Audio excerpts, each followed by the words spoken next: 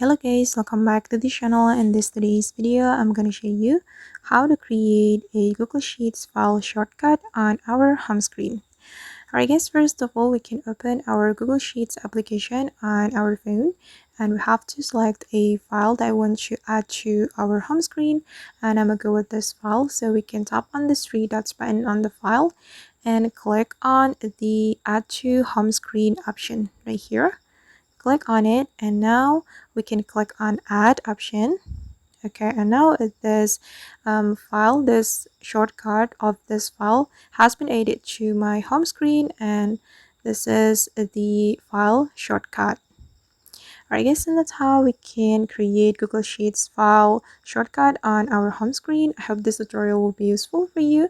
Thank you so much for watching, and if you found this tutorial useful, don't forget to hit the like button, leave your comments, and also subscribe to this channel. See you on the next video.